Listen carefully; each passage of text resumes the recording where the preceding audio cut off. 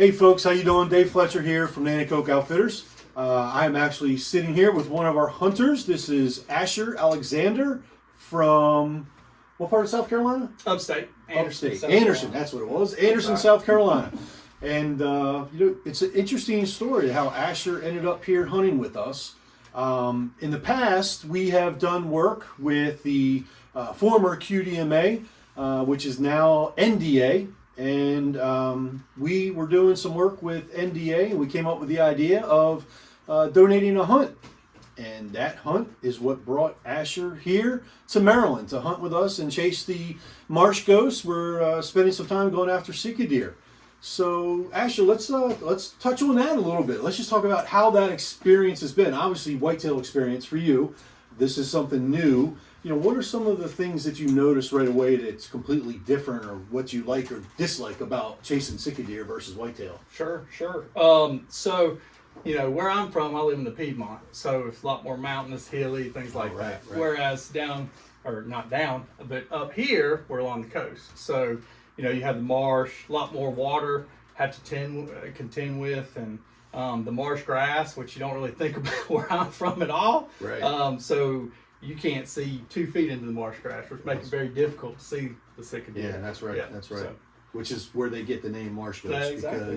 because they sometimes appear out of nowhere, and by the time you realize it's there, you try to get set, they're already gone. Right. So, so Asher was able to participate in an online auction that NDA did through, was it guns.com? Yes, it was guns.com website.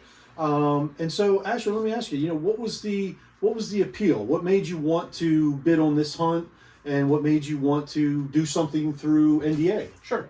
So, well, first and foremost, I learned about Sika deer probably 4 or 5 years ago, and I was kind of interested in it, thought of them as a smaller elk. Right. And I've heard elk before. I've been to Kentucky, kind of heard them during the mating season, and I thought it'd be a neat experience to kind of experience elk in the marsh, right. We'll say. Right. So I just saw the auction. I get emails from NDA, saw it on guns.com, and was fortunate enough to win it. Yeah. I'm very glad I did. But looking at it, I actually spoke to my dad first to make sure he could go. That was an important part of the trip. Right. The camaraderie between myself and my dad Sure. hunting. The second reason is I wanted to learn more about the habitat, learn more about the Sika deer as far as where they live, how they travel, how they move, different than a whitetail. And I've thanks to y'all, the guides here, I've learned that, and I've really enjoyed that. And I thought a good way to donate to NDA, because I do believe in their mission as well. Sure. Support deer research, and they can further that research to hopefully help hunters and people who manage deer alike. Right. And of course, lastly, I wanted to harvest a Sika deer. Yeah, so that's right. That's why I decided to bid on it. Very cool. Well, that's good. And we touched on the fact of NDA and some of the things that they do. And that's really what attracts us as an outfitter to NDA. Like I mentioned, I had in the past done a lot of work with the QDMA group, and then I guess it was in 2020 we had the merger of National Deer Alliance and QDMA, which now created the NDA, the National Deer Association. And I'm a huge fan of science when it comes to chasing game. And the guys laugh at me a lot because I'm constantly looking at our historical data, looking at our charts, looking at our wind direction, our barometric pressure, and the moon phase and things like that, because I do think that with the data and using that data, we can do a better job and harvest animals at the right time without spending extra time on stand when we don't need to be there. And I love that NDA does a really good job of that. They spend a lot of time publishing that data. And one of the things I'm excited about is they're going to hopefully start doing more on Sika deer. Okay. They do have I don't know what his title is, but someone that works for NDA and has done some writing, lives in Delaware. So he's close. So I'm hoping to get him in with us and spend some time with us and let him see the environment with us and see how our sets are all arranged and whatnot. And I think that would be a nice thing to get more of that information out, because it is like an elk, right? Yeah. It's an exotic animal. And it is the smallest member of the elk family, is what they tell us. Sure. And so I think it would be nice to put more of that information out to allow hunters that aren't familiar with it, that don't have that experience, to understand it and then come here and pursue them. Because it is completely different, like you learned. And so far, they've seen them. They've seen hinds. They've seen stags, not shooter-sized stags. They've heard them. Tonight, Bob, which is Asher's dad, he was able to call one in. So he called a stag in that hung up at about 25 yards past his feeder in the marsh. He knew he was there, but just couldn't lay eyeballs on him. So it's tough. It's not an easy animal to hunt, which is also part of the appeal, right? That's why we love chasing them. Exactly. So let me ask you. I always ask this question when I talk to hunters. What about Nanticoke? What's it been like hunting with us? Sure.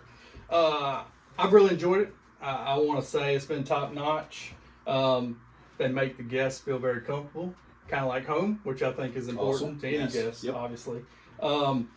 The pre-hunting part of it, as far as communication-wise, informing the guests of the rules and regulations that you require, has been very helpful and beneficial, making sure we had all the right equipment that we may need, or even if we don't need it, we have it, just in case. That's definitely been beneficial.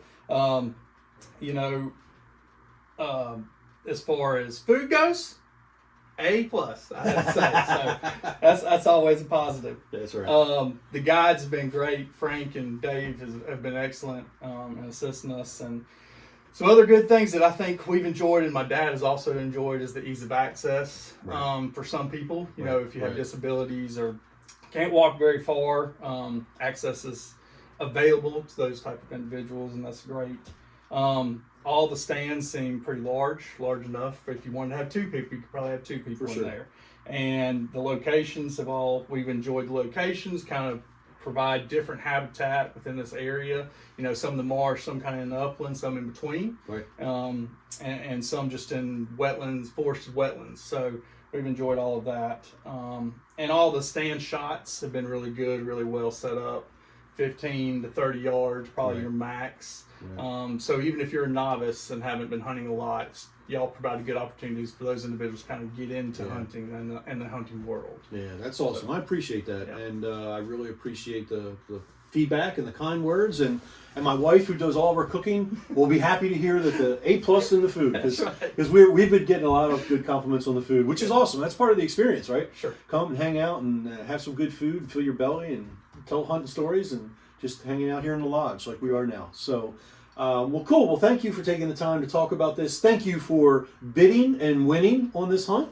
We're happy to have you guys here, and I'm hoping that maybe now we'll see you come back again. Yeah. And we just finished our 4th day. Tomorrow's day 5. So hopefully these guys get to go home with a trophy. But we got one more day. Weather turned cold on us today, which was good. We got tons of movement. Just didn't get any shooter stags to appear. So we'll see what tomorrow brings. We got a little bit of rain in the forecast, but that might help. A lot of times the Sika deer, they are not affected by rain whatsoever because they're in the water, so they really don't care nearly as much.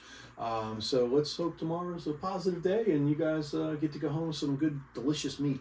So that's it. Thank you very much, and thanks for paying attention and sitting through this video. I know it gets a little long sometimes, but this is just information that we like to share and put it out there. So you'll be able to catch this. We'll put it on YouTube. We'll put it up on our other social media channels. Make sure you subscribe. If you haven't subscribed to YouTube already, make sure you subscribe down below. And that'll give you the opportunity to get updates every time we put up a new video. And I try to shoot a video probably every couple weeks or so. Unfortunately, I shoot a lot of videos. It just takes me forever to do the edits. So sometimes I do some bulk uploads. So keep that in mind. A lot of good stuff coming out. Thanks again for watching, and hope you all have a happy and safe hunting season. Thanks. Bye-bye. Bye. There you go.